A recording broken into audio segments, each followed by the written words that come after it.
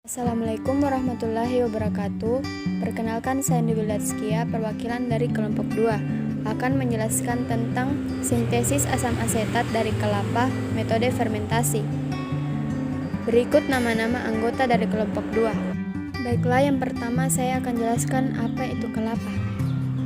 Kelapa termasuk dalam genus kokos dan dapat tumbuh dengan mudah di daerah tropis. Tumbuhan ini dimanfaatkan hampir semua bagiannya oleh manusia, sehingga dianggap sebagai tumbuhan serbaguna. Tanaman kelapa banyak ditemukan di daerah pantai karena memerlukan kelembaban yang tinggi. Buah kelapa berbentuk bulat panjang dengan ukuran kurang lebih sebesar kepala manusia. Yang kedua, manfaat bagi tubuh dan lingkungan. Manfaatnya bagi tubuh manusia adalah mengatasi gatal, meredakan demam, mengatasi diare, mengatasi wasir dan ambeien, serta melancarkan peredaran darah. Manfaatnya bagi lingkungan adalah dapat mencegah banjir, pemecah gelombang pantai, dan mencegah abrasi. Yang ketiga, mengapa kelapa dijadikan cuka? Karena satu buah kelapa mengandung sekitar 200 ml air kelapa, tergantung oleh ukuran kelapa, varietas, kematangan, dan kesegaran kelapa.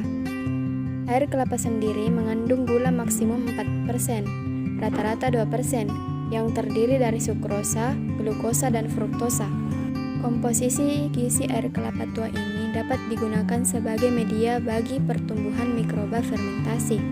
Asam cuka atau asam asetat dapat dibuat dari bahan-bahan yang mengandung gula, sehingga air kelapa dapat digunakan sebagai bahan baku dalam pembuatan asam cuka. Reaksi. Tahapan reaksi enzimatis yang terjadi menurut Hidayat et al. Adalah: yang pertama, reaksi pembentukan asetaldehid. Etanol bereaksi dengan oksigen menghasilkan asetaldehid dan air.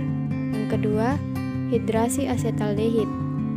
Asetaldehid bereaksi dengan air menghasilkan asetaldehid terhidrasi. Yang ketiga, pembentukan asam asetat. Asetaldehid bereaksi dengan oksigen menghasilkan asam asetat dan air. Selanjutnya, prosedur pembuatan asam cuka. Untuk fermentasi anaerob, air kelapa sebanyak 20 liter dimasukkan ke dalam panci, lalu ditambahkan gula. Selanjutnya direbus dengan suhu sedang hingga gula larut seluruhnya.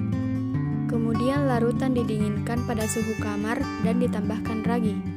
Larutan disaring dan dimasukkan ke dalam jerigen 5 liter sebanyak 4 buah atau jerigen 20 liter sebanyak 1 buah. Larutan didiamkan selama 1 minggu untuk mengalami fermentasi anaerob sehingga menghasilkan kadar alkohol 10-13%.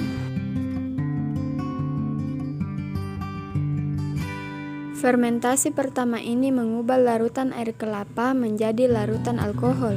Fermentasi pertama dianggap selesai berlangsung jika tidak dihasilkan gas karbon dioksida lagi. Hal ini dapat dilihat jika air dalam tabung reaksi sudah tidak terdapat gelembung lagi. Hasil interaksi perlakuan penambahan gula dan ragi yang optimal, kandungan alkohol 12%, akan dilanjutkan untuk proses fermentasi aerob.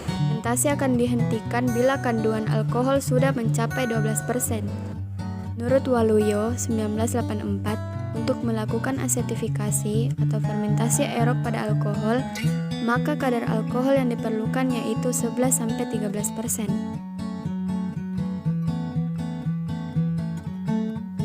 Untuk fermentasi aerob, hasil fermentasi pertama sebanyak 20 liter disaring lalu dimasukkan larutan alkohol tersebut ke dalam fermentor yang sudah disiapkan cuka starter atau asam asetat sebanyak 35 liter.